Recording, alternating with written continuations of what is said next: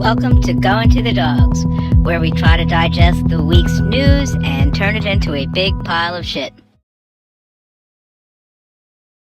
Raise your right hand and repeat after me. I, Donald John Trump, do solemnly swear. I, Donald John Trump, do solemnly swear. That I will faithfully execute. I will faithfully execute. The office of President of the United States. The office of President of the United States. And will, to the best of my ability. And will, to the best of my ability. Preserve, protect, and defend. Preserve, protect, and defend. The Constitution of the United States. The Constitution of the United States. So help me God. So help me God. Congratulations. I think I just threw up in my mouth a little bit. Yeah, so this happened. And this is how I spent my Friday, January 20th, 2017. I can't. I just can't. Nope, ain't happening. I'm sure I wasn't alone in wanting to crawl into the nearest bomb shelter to wait it out.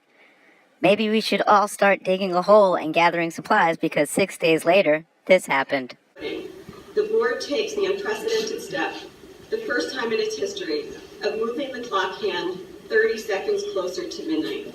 Today we move the clock a half minute closer to midnight. It is now 2.5 minutes to midnight.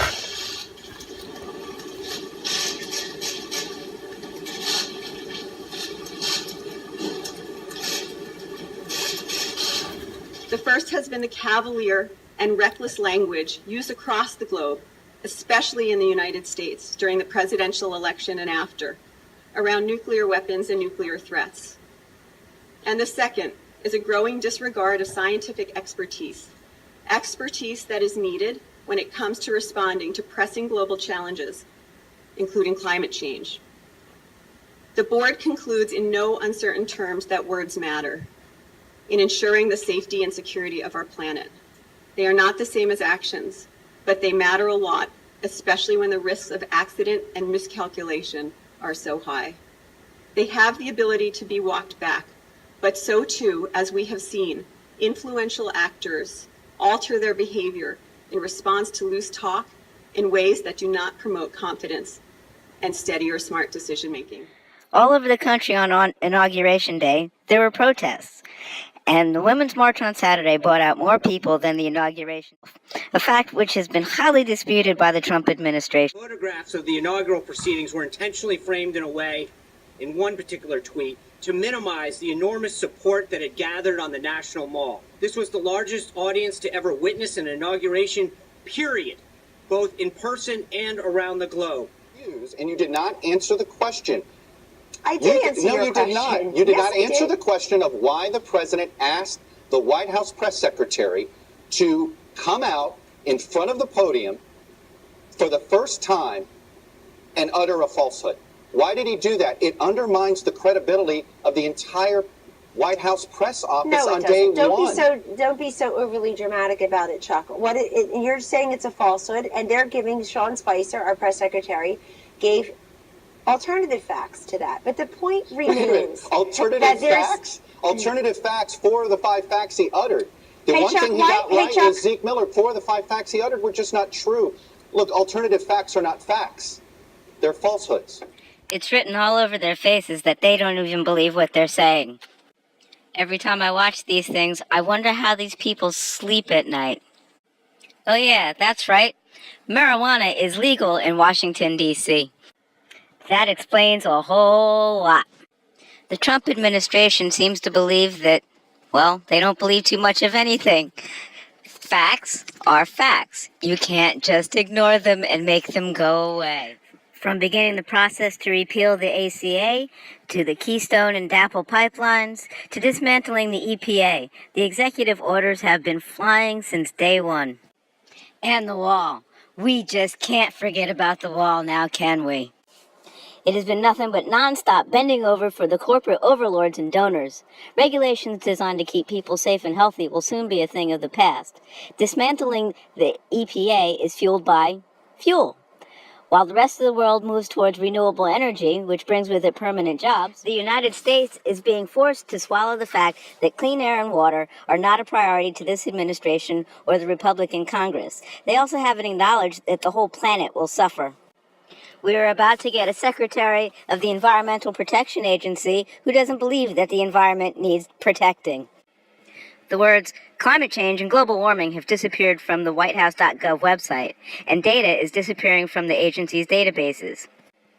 Employees have been given a gag order, and scientists and employees saw this coming right after the election, and they enlisted hackers and scientists from all over the world to back up decades of data.